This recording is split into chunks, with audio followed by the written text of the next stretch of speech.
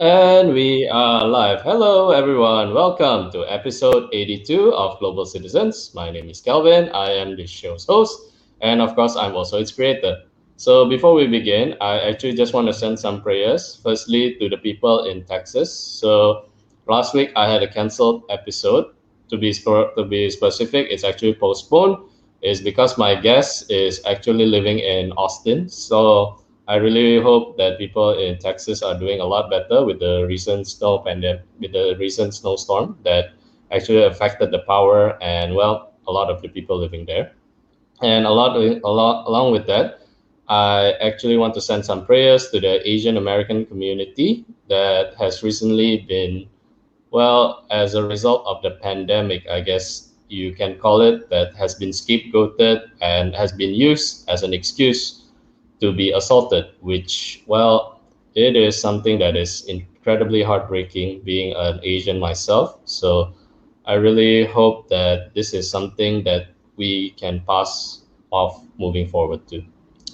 So without further ado, my guest for today is somebody really special. So the reason being is that I actually got to know her when I was watching an episode of Brooklyn 99. Along with that, yeah, one of my past guests, Miss Myra Dumapias, who actually created VC Kid, has a newsletter that featured her. So I have no other reason to actually find out why I would actually invite her. So yes, my guest for today is Miss Elizabeth Liang. So Elizabeth is a TCK actress, writer, and producer. So she has worked in both English language and Spanish language films, as well as on television in the USA. And along with that, she is actually most famous for recently Alien Citizens, an Earth Odyssey, a one-woman show which has toured internationally in theaters, the college circuit, off Broadway, conferences, international schools, festivals, and even the U.S. Embassy in Panama. The One Woman Show, has won an Outstanding Achievement Award in the 2018 Calcutta International Cult Film Festival. So, without further ado, I'll pass the spotlight back to her so to introduce herself. So, Elizabeth, how are you? I'm well, thank you. Thank you so much for having me, Calvin. I'm excited to be here. Likewise. Can I just check if I done your introduction enough justice, or is there anything I'm missing out from there? Um, no, that was great. And just that the solo show Alien Citizens now on film, and people can see it on DVD or streamable online, and it's being screened at conferences and on college campuses. And because we're in a pandemic right now, it's being screen Yeah. shared. Yeah, of course. Yeah, guys, do really check it out. She actually allows me to watch it before we actually conduct this interview, and it was really amazing. So I really have one question for you for later on, and which is, how do you keep on crying on command without throughout the whole thing? I was wondering is how does she do that?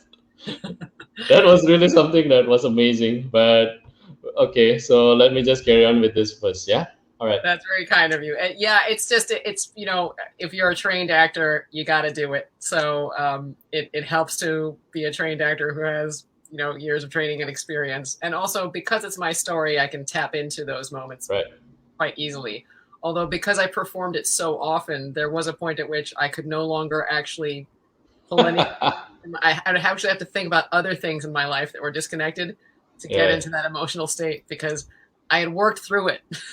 It was mourned. There was nothing left to cry about. So Oh dear Lord. Yeah, I think after a while you kind of just got numb to it, like because it's something that is a habit, right? yeah, All I right. mean, Okay. Sorry. Yeah. So Elizabeth, so I'm sorry. My very first question is something that, well, it has been split. It has been a split decision. Sometimes TCK like it. Sometimes TCK doesn't like it. So, what is your definition of home? So, very good. yeah. Yeah, I love that question. For me, home is people. One of the lines in Alien Citizen that seems to resonate for a lot of TCKs is "I'm not from a place. I'm Right. from people." And Right. I don't mean cultural heritage. I literally mean the people I loved who were my family. Right. So home for now is my husband. He's my home. Right. And when I was growing up, home was my parents and my brother because they were the only constant in my life, and we were all together moving from country to country. And as I also say, as far as feeling like I had a country, that was my grandmother and her siblings, who were all kind of like extended grandparents to me. And once they were no longer with us, I no longer felt like I had a country. I went back to Guatemala, where I was born and where they were from, and I love it, but it doesn't have that feeling that it had when they were alive, and especially when my grandmother was alive. So Right. home is people, not a place. Right. Okay, for those of you who just tuned in to this episode for the very first time, yeah, so Global Citizen is an online platform whereby I invited third culture kids and I advocate them simply because, well, I'm one. So along with that, I've also invited people who has experienced a global citizen's multicultural lifestyle. It's because I want people to realize that this is not an extended vacation. It's not always a joy 24/7. It's not always an Insta-worthy moment. This is our lives, and a lot of time we actually suffer a lot of headaches, depressions, and even issues.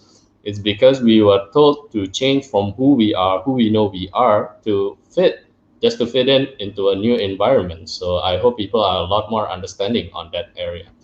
So yeah, so back to Elizabeth. Yeah, so courtesy of your brother and of course your show, I remember the countries you grew up: Guatemala, Costa Rica, and Panama, Morocco, Egypt, and lastly in the U.S. in Connecticut. So yeah, among all of these areas, though, which one do you feel has been an anchor to you? Has been, in a sense, I know they are all important to you. They form who you are, but is there any that is like resonate closely within your heart, and why?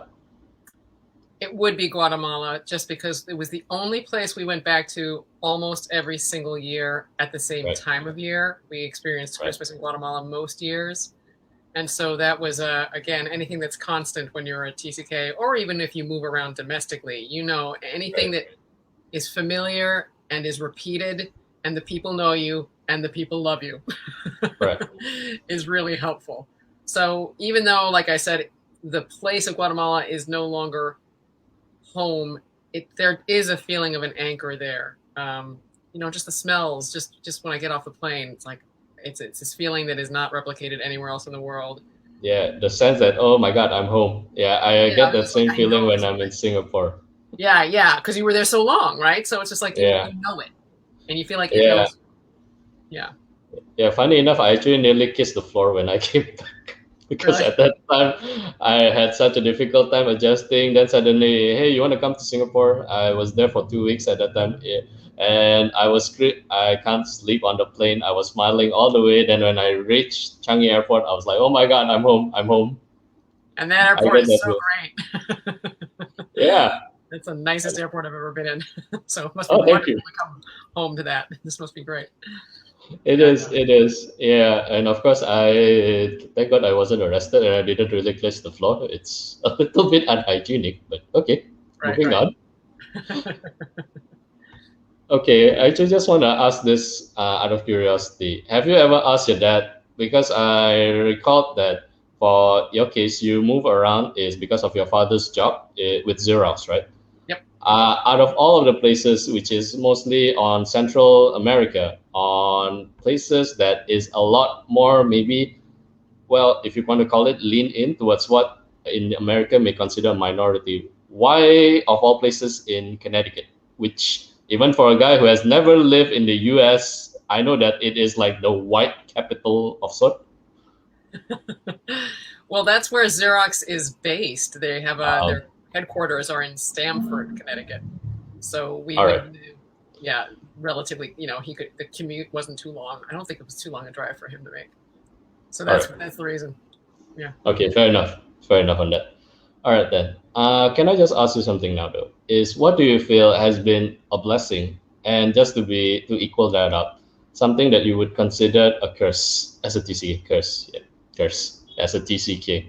Yeah. This is actually asked by one of my viewers, is because sometimes, well, while there are plenty of good things that come from a TCK, that is also stuff that makes you question everything about yourself, that makes people exclude you from anything, and it make you, in a sense, you make you feel like a pariah, if you want to call it, is because people just don't want to be near you. It's because they don't try to understand you. They don't see where you're coming from.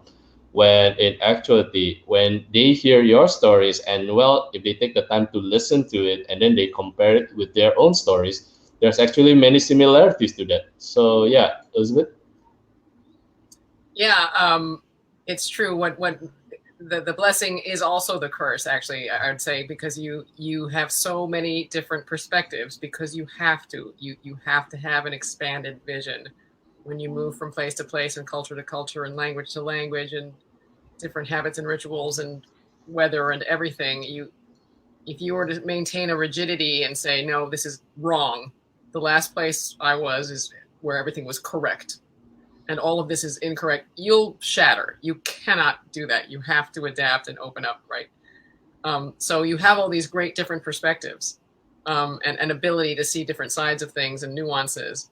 So that's a blessing, but that can also be a curse, because very rarely, you can almost always see the other person's side, or you don't see their side. You don't agree with them, but you know they are coming from a culture where that is true, that thing Right. that they believe, and really you're going to argue with them about a deep-rooted belief.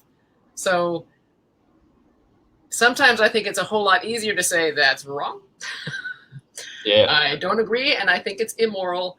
Boom, done. And when you're a TCK, you might even think whatever that thing is, that belief or custom is immoral, but you don't feel like you have the right to place that on them. And just so you know, I think this.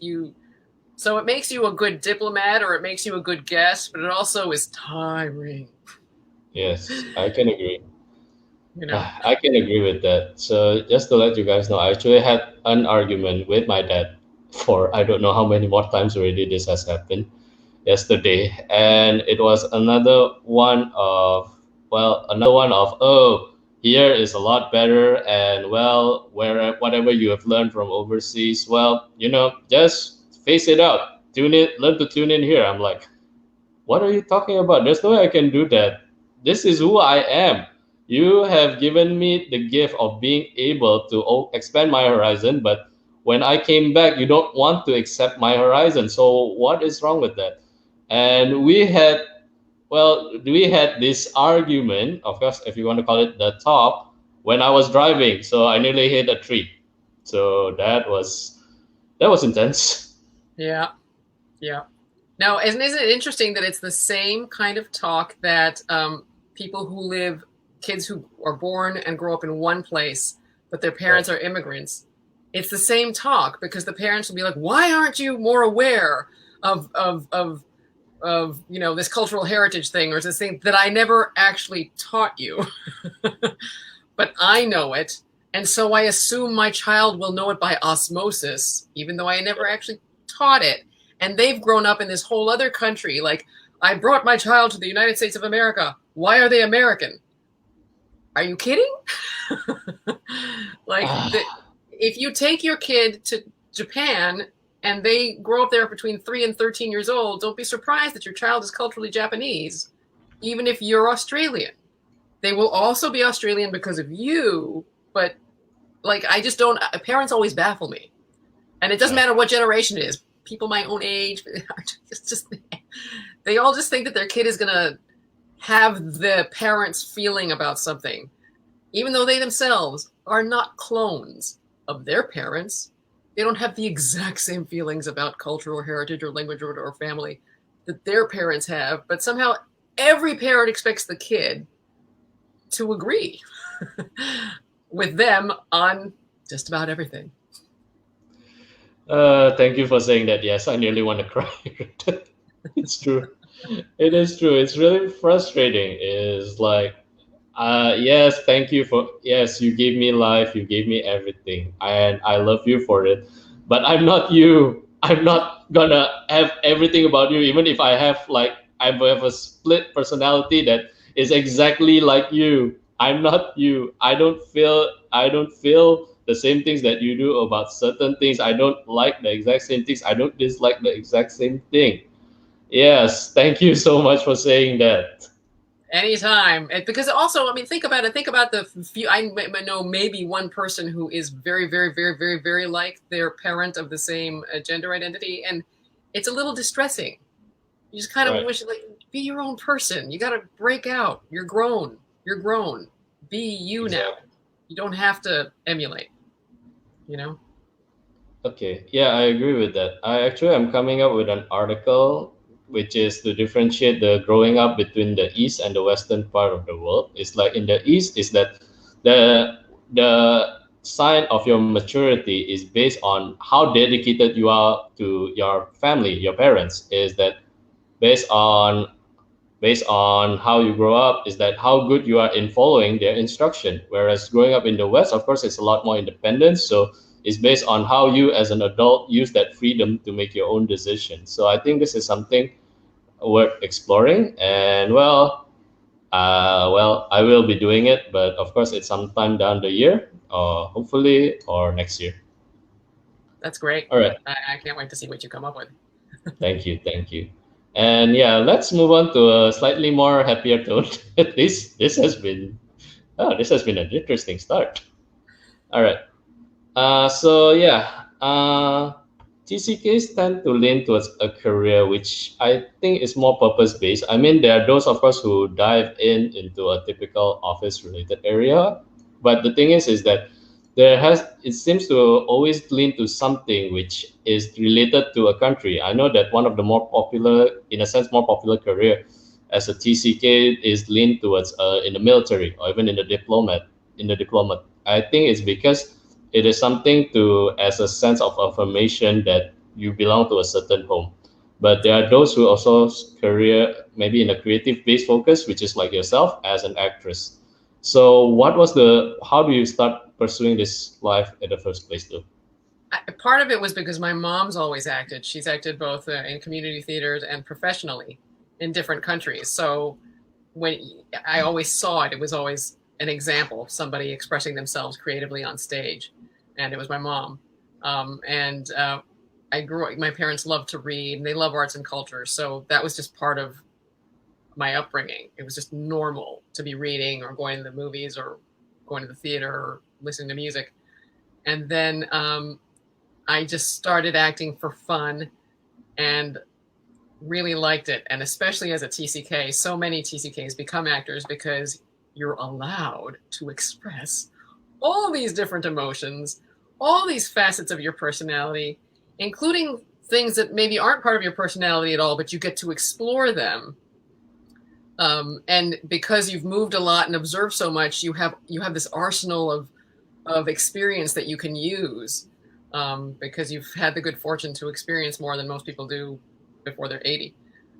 And so it was the safest way to express pain, anger, jealousy, joy, falling in love, heartbreak, etc., Right. with the buffer of make believe. But that same the creative expression was the buffer, but it was Right. also the conduit that allowed me to express. Right. So I didn't think I was going to pursue it because I interned at a casting agency, like the top casting office, not agency, casting office in Manhattan, and saw how absolutely unfair, not a meritocracy, random casting can be, through no fault of the casting director who tries to pull in the best actors. But then there's the director and the producer, and they want what they want. They want what they want. You know, and if you remind them of their ex-girlfriend, you're not getting the part. So Wow. even if you gave the greatest audition ever, you're not getting the part. So, but then I moved to LA and I was going to work in the entertainment industry on film somehow. And everybody out here is an actor. Every waiter in this city is an actor. So I went to the theater with some coworkers at a day job I had, and I missed it so much. As soon as I was in that theater, I was like, "Oh my god, I've missed this so much." And one person on the stage, I thought I could do that better. And so then I got a headshot, and I started taking classes again because I had studied it in college, but not majored it, but studied it. And then just one thing led to another, and I finally realized you can't kind of pursue an acting career. It's impossible. You, especially in Right. LA, where the competition is insane. You do it or you don't do it. So I dove in, and I just never quit.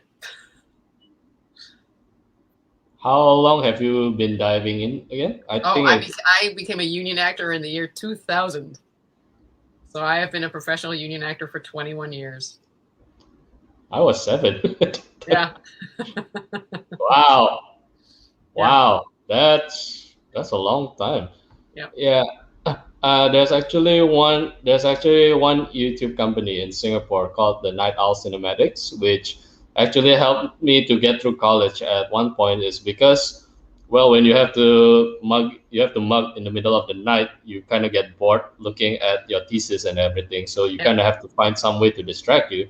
And well, at that time, a lot of their videos was really helpful to me. So thank you to them. There's actually one video of their actress whereby actually she was showing the life as a professional actress and as a YouTuber. So when I was seeing that, it's like, oh my goodness, it's really really tough, and it's like they have to be on call for sets like around 4 to 5 a.m. at least, and well, somehow as you mentioned, well, the life of an actress or an actor is not stable. For one thing, is that you don't know whether there's going to be a job after this one ends, or how is it going to be. You have to go to countless auditions, and well, it's going to be heartbreaking because you will face a lot of rejections, and along with that, there's of course many other things such as, well, with your limited funding, somehow, some way, the location is located at an incredibly hidden places that is really expensive to travel by cab.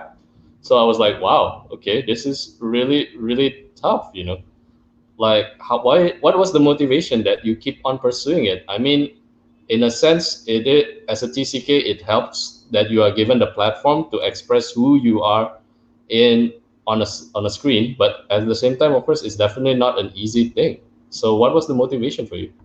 Honestly, I think it's because you see how many people quit after a couple years. Right. So you realize, okay, that's not the way to do it. You can't be. I've heard of one human being who said, if it doesn't work out for me in 2 years, I'll quit. For whom it worked out, and that's Cate Blanchett, the movie star. Everybody else just plugged away at it. And I was a member of 2 or 3 different theater companies. And so you have this circle of friends who are also sort of in the same boat. And as long as they're not quitting and occasionally booking something on TV or booking an indie film or something, or booking a theater production that actually pays, if not decently, more than they normally do. And that's just, it's like it's like a carrot that's always being dangled. And also you love storytelling. Like there is nothing more magical for a theater actor, or for most actors, than that moment on the stage with another actor in the audience when everybody's holding their breath, because something is happening that's true to the story, but that you didn't expect. You've done all your rehearsing, you've done all your preparation, but now it goes from craft to art, and you're a channel, and it feels sacred to me. I've always said theater's my church. So Wow. yeah. So there's nothing like that. And once you've experienced it, it's real hard to let that go. Real hard. So I did want to quit several times, and making Alien Citizen was actually the thing that kept me sane, when I realized I don't think I can pursue acting so doggedly anymore, because it's just so hard. But I think I can create something of my own and see what happens. What happens if I tell my own story, and will anyone be interested, and then can it tour, and then what can happen? And I didn't know. I had no idea. I was afraid I might have to cancel the whole production, or at least cancel different performances because there would be no audience, but I never had to cancel. So Oh, wow. Yeah. Wow. Thank you for saying that. Yeah, that is amazing. Okay. Yeah, earlier you already mentioned on Alien Citizens. You mind elaborating for a bit more about it for those who may not have watched it yet or will be watching it? What is it all about? Because, and well, you mentioned the motivation was, what was the motivation again behind it? yeah, the motive. I'll start. It's about my life growing up as a dual citizen of mixed heritage in 6 countries Yeah. that Calvin named earlier. And my father's side of the family is Guatemalan, of Chinese, Spanish, and indigenous descent. My mother's family Oh is. wait, sorry. Sorry if I have to cut you a bit on that. I actually watched one person who interviewed you, and said your surname is Liang. It's Liang, guys. It's Liang. Please respect the actual words. So yeah, sorry about that. Are you saying that to me or to someone else? Oh no, someone else. I remember there was one person who interviewed you, but the way the person pronounced your surname is Liang, That's Li. okay. It's Yeah, very. which for a Chinese to me, it's really bugging to my ears. I'm So so I sorry. have to I have to justify how to pronounce it. All right, sorry about that. Yeah, No, go no, it's ahead. okay. But I'll add to that is that when because I was first in Guatemala and Costa Rica when I was growing up. They Yeah, pronounced it the Spanish way, which is close. It's Liang, right? yeah, So yeah, then we moved to the States, and everybody kept saying Lang. So I'd say yeah. no, Li Ang. So in Yes, English speaking actually, countries, we do say we're the Liangs. And then in yeah. Spanish speaking countries, we say we're the Liangs. And either way, we don't sound properly Chinese. I Fair apologize to enough. everyone who speaks Chinese who's like, what are you doing? Fair enough. Fair enough. No, don't worry. It was just something that really bugged me when I keep hearing about it. So, guys, that's how to pronounce it, please. All right. Yeah. Sorry, Elizabeth. Yeah. Back to you on Alien Citizen. Yes. So it's about how I grew up, and my mom's side of the family is American, of Irish and European descent. So I was already intercultural, just my existence. And then we moved. We lived in 6 different countries, and my first language was Spanish, along with English, but my Spanish was a lot better, and then I lost it. And I go into that. I go into what it's like to lose and then regain a language and gain new languages and lose them, and grow up in a Catholic family in Muslim countries, and just all the things that come up. Being a girl, growing into womanhood in this world, being a person of color in the USA, all of that stuff. And then the motivation to write it was, I just know there's a lot of us. There's a lot of TCKs, and there's a Yeah. lot of multiracial kids, and there's a lot of just intercultural people, but we never see our stories told. We just, or it's like there's the one movie every 15 years about a military family that maybe gets wide distribution or not. But it just, there's a lot of us. There's more stories than that, although that's a good story too, a worthy story. So I decided I kind of want to tell my story. And then people kept asking me if I was from the Midwestern USA, where I have never lived. And I thought something's wrong if I've adapted to the US so much that they think I'm from Kansas, and I've never been to Kansas. I You're need not to. Dorothy. You're not Dorothy. Yeah, I'm not Dorothy, right? Felt like it sometimes. I guess we all did, Yes, it's true. that's a good point. But and then my brother sent me this call for essays for an anthology that was going to be by, about, and for people who grew up internationally. And I thought, oh, if I write an essay about creating my solo show about how I grew up, that means I'll have to create my solo show about how I grew up. So I sort of created the essay and wrote a few pieces. I included excerpts of the show, but they were the first things I ever wrote. And then it evolved from there. And it was just, it was a need to share the story. And there's got to be other people. I know there's other TCKs and there's other multiracial people and intercultural people. Surely they'd like to see a story like this told too. So I'll tell them. Yeah, absolutely. Of course. That's the thing is that even if they told our stories, it's always in a much more simplified, Yeah. basic version of it. I recall in 2019, there's finally going to have some documentary on TCK, but even then, the focus is on the military kids only, or Right. the business kids, but it doesn't encompasses everything.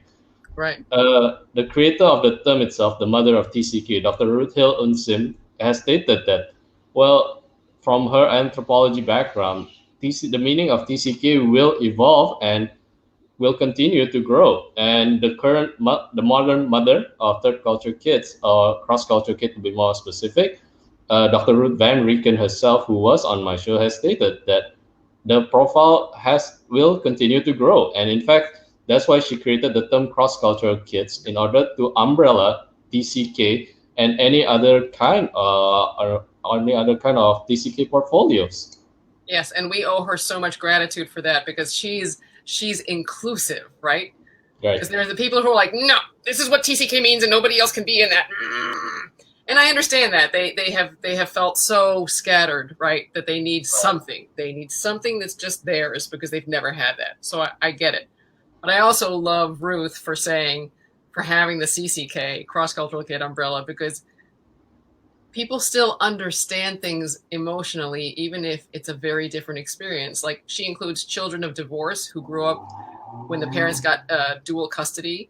Right. And so you have to be a certain way at this parent's home, and then you have to be this whole other way in that parent's home because the rules are different. Right. And we TCKs know how that feels, having to adjust according to where you are, and wanting to feel welcome, and having to navigate that. So yeah, thank you, Ruth. I bow down to you. I'll send this video over to her later on. Yeah. Yes, it is. It is. I think it is. Well, we always want a sense of belonging, I guess. I mean, for myself, after these years, I just felt that, you know what, I don't really care on belonging anymore. I just, to me, it's if I don't belong somewhere, I belong everywhere. So, in a sense, it can create a kind of mental barrier, I guess, because well, this is something that I experienced when during my teenage years is because I am well when I was being adopted my TCK identity because growing up in Indonesia, my generations learned English through well American movies, and my dad in particular is a fan of those '80s action heroes like Steven Seagal, Jean-Claude Van Damme, and former Governor Arnold Schwarzenegger. So I tend to really have a really monotonous voice, and well, it's too deep that people thought that in Singapore we call it slang. That they thought that I'm trying to be pretentious, but I'm not. This is just the way I talk. And during my teenage years, at that time, it was really annoyed. I got really annoyed with it, and I'm much more confrontational in personality to it. So I come off as somebody who is arrogant, but the thing is that I'm not trying to be. I just got really sick of it. This is how I talk, guys. What do you want me to do? Change my volume? There's no Yeah. such thing, right? So yeah, that is something I think we all want to belong. But the thing is that well, we it's really difficult for us to put in category. I think that is something that well, in the way we see things have to change. I guess I mean it's not going to be within sometime soon, but there has to be a lot more openness to accept the differences and the need to include others, especially in this era of globalized world. I guess since due to the pandemic, people realize that there's actually opportunities that you can explore by using social media and internet in doing it without having the need to just rely on where you are currently at. Yeah, it took a pandemic to get Americans to read subtitles. It literally took a global plague to get Americans to go to Netflix and watch foreign films and foreign television shows and go, oh, there's this plethora of amazing stories being told by amazing storytellers around the world, because Americans have always been so insular. And I'm just going to say it, just they're very insular and very self-involved. Americans are very in love with being American, I have always felt. So it's been really lovely to see them branch out and go, oh my God, there's this great show from the Netherlands. Or did you see that show that was made in India? I'm like, yeah, see? And you can read and watch at the same time. It's okay. So that's I agree with you. And also, if anybody who teased you about the way you spoke English knew the story behind it, it's such a great story. And that's the thing, is like, instead of, like you're saying, if we just take the time to ask a question as respectfully and politely as we can, there's a story behind this thing that we find unusual, and how great it is that not everybody sounds exactly alike. We would all die of boredom if Indeed. everybody had the exact same, even if they were incredibly amazing with their musical, that would get tiring if we all spoke that way. Thank you. Yeah, yeah, I agree with that.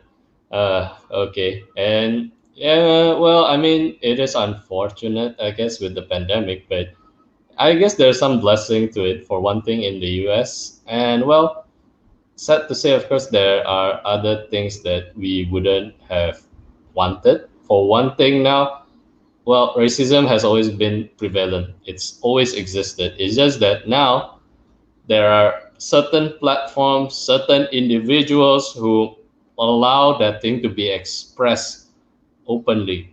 Where and earlier, when before beginning of the show, I expressed my prayers to the Asian American community because of what happened in San Francisco.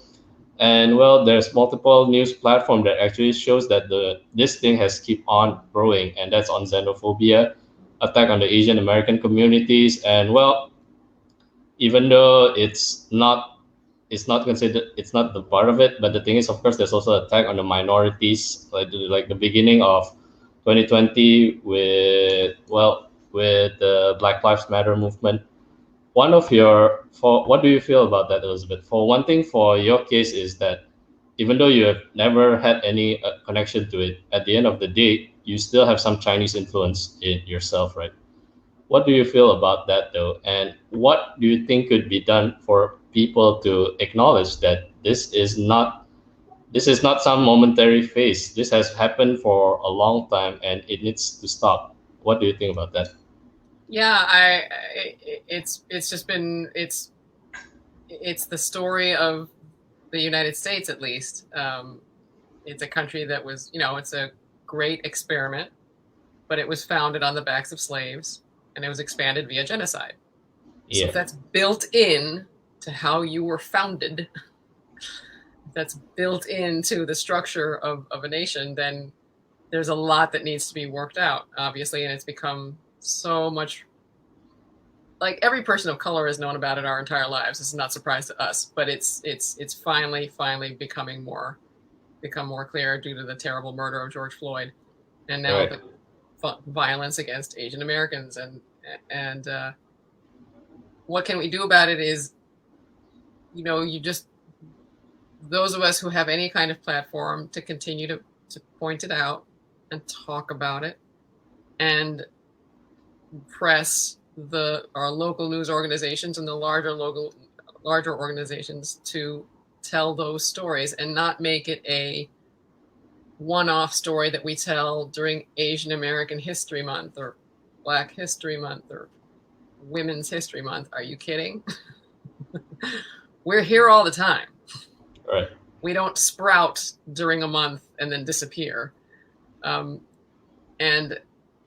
what has been really heartening is knowing that there have been organizations all along, like when the protests happened in this past spring, a lot of Asian American and Asian Pacific Islander organizations came out in support of Black Lives Matter, in support of Color of Change and all the movements, and saying white supremacy has got to be stopped. Boom. This can't be systemic anymore. Enormous changes have to be made.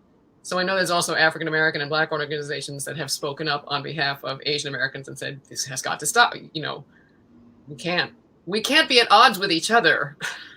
All it does is help the people at the top who did not earn their entitlement and did not earn their privileges. If we all banded together, then things would work better. There would be more equity, because it starts with white Anglo-Saxon Protestant men, and then it goes down from there in terms of who has the most power without having had to earn it. Right. And access to money and banks and loans and other positions of authority and people who can help them. And as long as particularly people of color are fighting each other, that just helps. All it does is help supremacy and make it stronger. So, And I think so. It's not that we are trying to say, oh, the people of color have to unite to go against the white. We are not trying to do that. But the thing is that I make it sound like that. Yeah, you. I did not say anything on that. I did not say anything on that. Calvin's not saying that. I'm not saying against white people. I am saying against racism. So if and to not make it a comparison or to not make it a competition, As soon as marginalized people start competing, it becomes the marginalization Olympics and everybody loses. So that's what I'm saying. Agreed. Well, during the Black Lives Matter, there was, I think, another campaign called All Lives Matter. Yeah, well, that was an effort, but guys, that's not what we are trying to do. Racism and, well, inequality has existed for a while. Acknowledging it does not mean it's not your form of oppression, guys. It's in fact, by acknowledging it, that is something that actually helps to open up your horizon. That's the reality behind it. Even if it's some corporate attempt to, let's say, oh, I don't know, portray the people of color as a marketing plot. If you do it in the right way, you actually benefit in the long run. Is because, for one thing, people from around the world can see your content. If they see that they are being represented in the most positive way, then you guys benefit. For if you are a white executive watching this, please listen to what I'm saying. I'm not trying to offend you guys. That's the reality. If you guys can do a proper representation in the right way instead of whitewashing everything just by trying to adopt a story, it is something that is going to benefit you guys. Yeah, you'll literally make more money because we will buy tickets. Exactly. Yes, not only from the US, we will around the world will buy your tickets. That's the fact behind it. I think you have experienced this before. I recall that there was several times when you were doing auditions, like when they were asking about if you are a certain of this color or if you are a certain of that person of that particular color. So, what do you think though? I mean, I get it. If it's in a movie industry or in a television show, prime time, they are trying to get the best actor in order to draw in the crowd. But for your case, though, what do you think could be advice doing this moving forward instead of just, well, trying to box people in, if you want to call it, Elizabeth? Yeah. Let me make sure I understand the question. Who, you mean like who gets to play which roles and how I Yeah, feel about that, especially in correct. terms of racial Yes, representation? I mean, correct. So, I think. Go ahead. yeah, sorry. Yeah, that's correct. So I guess it's because in terms, I mean, somehow this is something that I learned about the US. It's somehow they need to compensate that they have a much more diverse background. I think I recall Johnny Depp was playing one character, and then he said, "Oh, I'm one quarter Cherokean," which I'm like, okay, yeah, you don't look like it. It doesn't work that way. I'm sorry, but no, it doesn't look like that, and it's not a proper kind of representation. What do you feel though about this, Elizabeth, and what could be done to to get rid of this kind of mindset that for a proper form of representation, to actually show a proper form of representation, if you want to call it? Yeah, I mean, I think the problem is that there has long been this belief that there aren't enough actors of Right. color. So I mean, there may be enough Black and African American actors, but there's enough actors who could represent whatever role you're trying to fill. And if you have to do a little more work to find them because they had a harder time getting agents because they're not the white girl next door or the white guy who's the quarterback, type, or the everyman. It's not actors of color's fault that they have a harder time getting representation and getting their foot in the door because it's believed that there will be fewer roles for them, so nobody's going to take the time and energy to try to represent them. That's just, I mean, things are getting better now. So I feel strongly that whatever the role is should be properly cast. I don't care that much about what kind of Middle Eastern background the person has to play a Middle Easterner, or what kind of Asian Pacific Islander background has to, because white people have never had to worry about that. No Okay. white person has ever not gotten the role because they weren't really Russian, or they weren't really French, or they weren't really American, Canadian, whatever. They just get to play whatever they want to play as white people. And I've never heard anyone be upset by that. anyone. Like occasionally you might get someone saying, well, he's not really Italian and he doesn't understand the culture. And that may be very true. Whoever's playing the Italian who isn't Italian. But on the whole, generally, people just accept a white person can be from anywhere on our planet with heritage from anywhere on the planet that's ultimately European or UK and play any white person on the planet. So I want that for all Asian and Pacific Islander actors. I want that for all Black actors. I want that for all, Middle Eastern, North African actors. I want that for all brown Latino actors because Latinos aren't a race. We can be white or Black or Asian or a combination or, so that's more of a cultural thing. But right. I don't care if a darker skinned Mexican plays a darker skinned Puerto Rican as long as they do their work as an actor and understand the culture, learn the culture. But I have a huge problem.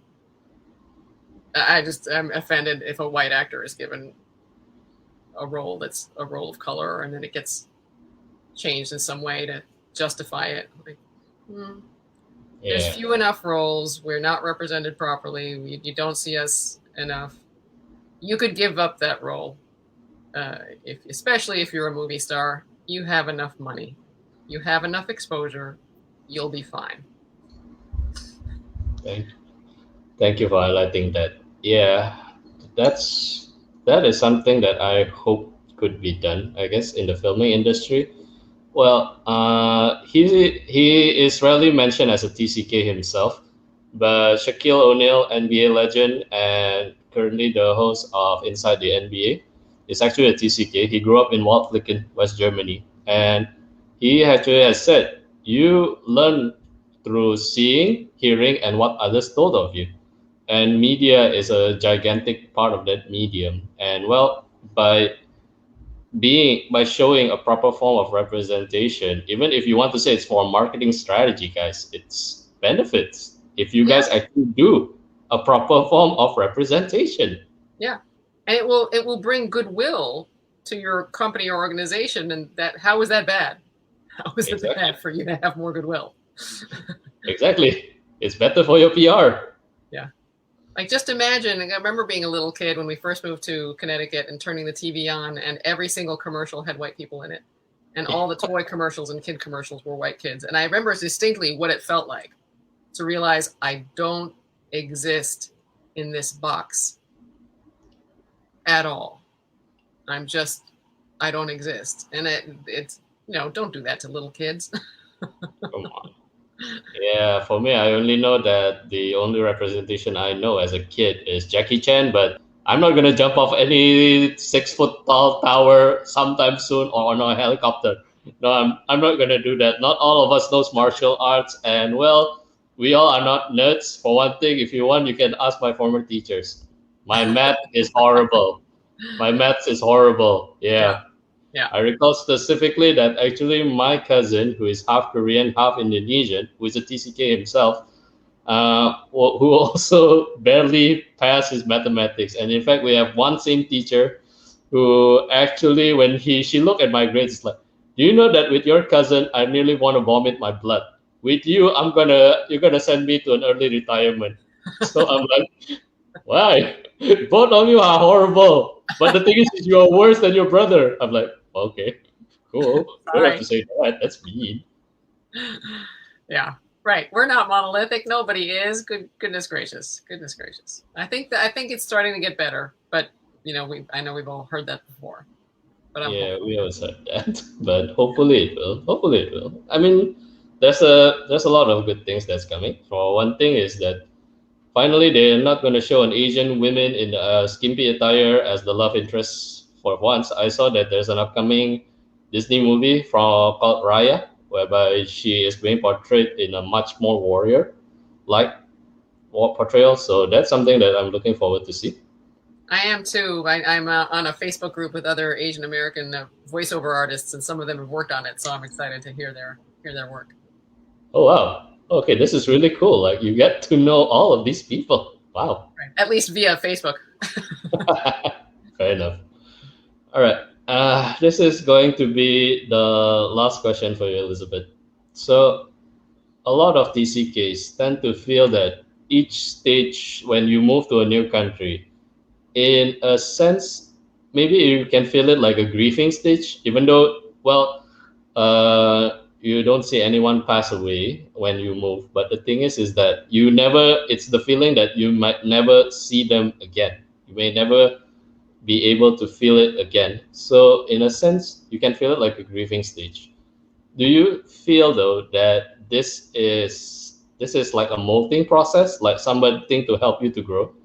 And if you can talk to your younger self to actually help her to move on when you move to a new country, what would you advise? I would so advise her and all young TCKs and adult TCKs to allow yourself to feel the feeling. And if you don't think you can, if you've got such a strong self-preservation instinct to just move forward, because that's what you learn as a TCK, write down or in some way express creatively what will you miss and who will you miss. And if you don't think you're going to miss anyone or anything, well, then what good memories do you have that you can take with you? Because that will usually get them to realize, oh, that I am really saying goodbye to that. Because we can all have really strong self-preservation survival skills and say, I don't feel a thing. I'm just looking forward to the next country because it's too hard to feel the sadness. But it's so important to feel the sadness and the anger and the confusion and the betrayal of, oh, I'm being plucked again and dropped again somewhere new. And to express it creatively in any form you like. Write it, draw it, paint it, photograph it, collage it, make Make a podcast. You can make a podcast about it. That's what I'm doing. podcast about it, because it's so healing and it transforms. First, you're acknowledging how you feel, and it's the most important thing humans can do. If we don't acknowledge how we feel, then what are we? Robots? And I don't mean that you then have to take our feelings out on others, but we do really need to recognize our own feelings and emotions and accept that that is what's happening right now inside. Don't have to like it, but recognize it. And then, is there a way that you can express it that's your own unique form of expression? Can you dance it? Can you sing it? Can you compose it? What can you do? And then keep that somewhere safe. And if you want to share it, you can. But for me, at least, it was the most self-healing thing I ever did was to create Alien Citizen. Nothing has ever been more self-healing and self-respecting that I've ever carried out. And it takes courage, but it's worth it because somebody is going to understand. All right. All right. With that, that's actually all the questions I've had. Thank you so much for those who are watching this, and we'll be watching it later on. So the replay will be available on my YouTube channel, and it will also be on my Instagram TV. So yes, if there's anything you guys are interested to know a little bit more, or this is something that you guys could be interested to learn more about the healing process as a TCK, or even as I call it, the molting process. You can reach out to Elizabeth's LinkedIn and some of her IMDb pages, and all of the other social media sites is already available in the description box, and it's also mine is also available there. So yes, just to end it, earlier Elizabeth mentioned as part of your creative process, there's a $10 credit for StreamYard, which is the software that I'm using for this very broadcast. You can check it out at the description box too. So with that, firstly, I just want to thank Elizabeth's brother, John, who actually helped me to remember which are the countries again, since, yeah, I watched the Alien Citizens quite a bit back, so I thought I was missing some of the countries, but I actually saw his Facebook post that whereby he put the whole thing, so I'm like, oh, okay, thank you. Thanks, John. Along with that, all those of you who are watching, thank you so much. And please take care of yourself. Have a good day. And last but definitely not the least, thank you so much to Elizabeth for making the time to come here today. And anything you want to mention, Elizabeth? No, it's so my pleasure to be here. It's so great to see you face to face, Calvin. I've watched your podcast, and I'm so grateful to you for doing this. And I would just say, if people would like to see the movie, they can go to AlienCitizenSoloShow.com. And that will lead you either to stream it or to get the DVD, whichever you prefer. All right. All right. With that, take care, everyone, and hope your 2021 is better. All right. Bye. Bye. Thanks all. Take care.